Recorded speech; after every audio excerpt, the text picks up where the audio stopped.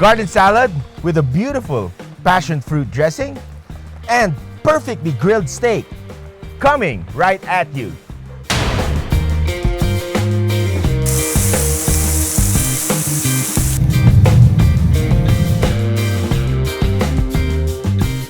Today, we're going to do a very nice salad. Well, Baguio has the best produce and I have some stuff that I picked from our garden. I will make a nice passion fruit dressing. We saw this passion fruit and it was beautiful and really sweet. So that's gonna be the base of our dressing. And then of course, we have our steak. We have a nice, big, thick, bone-in ribeye that has nice marbling, kinda aged a bit, okay? And we're gonna cook that and put some peripherals of potatoes, carrots, and maybe later we'll do a quick au jus. We'll make a sauce out of the drippings, really simple, but it doesn't really need sauce because it's already good meat, no? As it is. So let's start. So we're gonna start with boiling our potatoes because it's gonna take a while. We'll put salt and we're gonna boil this until it's cooked. And while that's happening, we're gonna make our dressing. Get our bowl ready, get some passion fruit, maybe 2. So just cut it open. Wow, that's really nice and fragrant. Then we have some daya from the tree. I picked it a while ago. Okay, you can use lemon, you can use calamansi. But what's nice about this, very fragrant, and I don't want to waste the zest. So we will put the zest in our dressing. Yes. Then we'll cut it. When you cut daya or this type of lime, you gotta cut it this way so that you get and maximize the juice. Okay, there you go. Nice, very fragrant, and really gives you an edge as compared to, you know, the usual lemon. We're gonna put a little bit of mustard, any kind of mustard, red onions or shallots. Here we go. Then we want some sort of sweetness, so you can use honey. Today I'm using muscovado sugar. It's beautiful, it's complex. We'll add a bit of that and we'll see if we need more later on, but I want to start with like a couple of teaspoons first. Salt, and then the pepper. Today I'm using Sancho peppers, the Japanese peppers. Very fragrant, very floral, and I want to use it today. Black pepper is okay. I'm just using this. I want to share it with you because I have it on hand. Nice, fragrant, floral, and has a nice bite. It's like a mild version of the Szechuan peppercorns of the Chinese. So here we are with our, well, partially made dressing. Just mixing this together. Okay, so now that we've incorporated everything, I want to start adding my olive oil. I don't want to add it together like in one blow because I want an emulsion. I want the mixture to bind together so that it doesn't separate quickly. So adding your olive oil slowly makes a big difference. Okay, want to taste? Oh yeah, that's there. So our potatoes are boiling, dressing is done, so we can set up our salad. So all these produce came from here. Like this one, no? This young corn is so fresh. I'll eat it raw. It's so sweet, so beautiful. So we'll slice them into half. We have our cherry tomatoes. Just cut them into half. We have our pipinitos or baby cucumber. Same characters, your cucumber. Very cold in the mouth. Also cut this into half. White cheese. This is from Laguna. Funny, no? From the south. We brought it up here to Baguio so that we can use it. We'll cut it first. Right here. Salt. We'll give this a good torch. Waiting for nice marks before we start turning it on its side. There. Nice. Beautiful. So we'll put like beautiful curly lettuce around as a first layer. And then beautiful watercress. Then we start putting our other elements to the dish. Wow.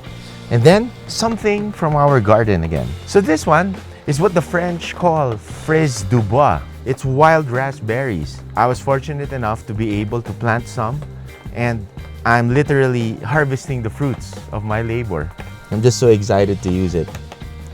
So this is our salad, and this can wait. Now we put our attention in our steak. Our potatoes are done. How do you know? Plug your paring knife in, and if there's zero resistance like this, that means it is ready to go. So we'll turn off the heat. So we'll strain this, get the water out, turn on the heat, little bit of butter, and then we put our potatoes back. Just that simple. And I don't really need to put that much salt anymore because we already put salt a while ago, if you remember. Okay, we just put this on standby. So we'll get our pan where we will cook our steak. Nice cast iron pan will do the job. Now, for the steak as beautiful as this one, all we really need is some salt and pepper, maybe a little bit of olive oil to be able to distribute it evenly. But that's about it. You don't need to overdo it. Little massage. Little bit of oil in the pan. We'll put our carrots first and cook them. Cut it into half. So salt on the carrots. Little bit of butter in the pan. Just swirl it around a bit. As you noticed, I mixed olive oil with butter so that the butter doesn't burn fast. So we add our carrots, add it in, we give it a good sear, and we wait for it to cook well, to have a little bit of marks, and then we flip it over. Okay, let's look at the carrots. Yeah, some marks there. So you can flip them over now and start cooking the other side. Okay, carrots are ready. Let's set it aside.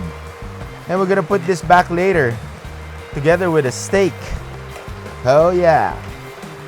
What we're doing now, our steak is actually ready. We already gave it a nice salt and pepper rub. We're waiting for our pan to become really aggressively hot. Okay, that's what we want. So we'll just put a little bit of oil so that it just doesn't stick, and maybe a knob of butter, and then we're ready to slap our steak into this. Oh yeah, I wish you can smell this. Wow, it's really beautiful.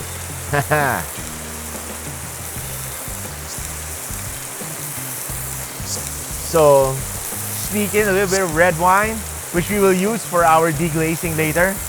But hey, signs that we are ready to go. You see the blood of the steak already coming out here?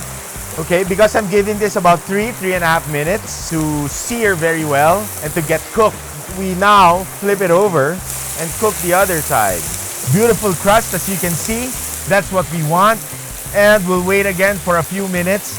I'm thinking 3.5 to 4 minutes for a steak this thick. So we'll wait again. Steak is looking good, properly seared. Now I wanna think of the sides. So we'll hit the sides very quick just to give it a nice sear. Our steak is a little uneven in thickness, so I'm really after the thickest part. Okay, so I'm happy with this. Now what we need to do is to give this steak some rest before we start slicing it. And while that is waiting, time to make our au jus sauce. Deglaze with red wine, lots of it, yeah! Some salt, some pepper, and then we add knobs of butter, maybe a little bit of mustard for a little body, and we're good to go. So we'll just pour this over, we'll clean up again, and then we're ready to set up our dinner. Okay, time to slice our steak. Watch for the bone, so the bone is here. Anyway, this is kind of an end cut. Then we start to slice. There you go. Nice and perfectly pink. A while ago, I plugged the paring knife in, to know if it's medium rare. Well, if you have a thermometer, you want it to register about 135 degrees Fahrenheit. After resting, it's gonna go up to 140, which is medium rare, to 145, medium. If you don't have that, you can plug a paring knife in, okay, and feel it here, under your lower lip, above your chin here. When your paring knife or whatever metal there you plugged in registers warm, more or less, you are good to go. Okay? So we sliced it and we're ready to plate it up. We'll move our salad here, put our nicely chored queso puti to give nice contrast, flavor, fat to our salad. Okay, So here's our salad. Then we want to slide our steak. Trying to showcase a bit of the cross section. Then we start building our sidings. Put our carrots there. Then we finish with Himalayan salt and maybe a lemon wedge. Wow, we're ready. Let me sneak a wow. You know, in serving a steak, you really need to start with beautiful meat. Beautifully marbled meat, high quality meat, because there's just no substitute for it. And as you can see, we only placed salt and pepper a while ago, and it's already good to go. We don't have to make it really, complicated and everything, because the flavor of the meat is already there. So, grilled bone-in ribeye with a nice garden salad. Please click subscribe to Chef Gino's Kitchen. No secrets from my home to your kitchen. And see you on our next episode.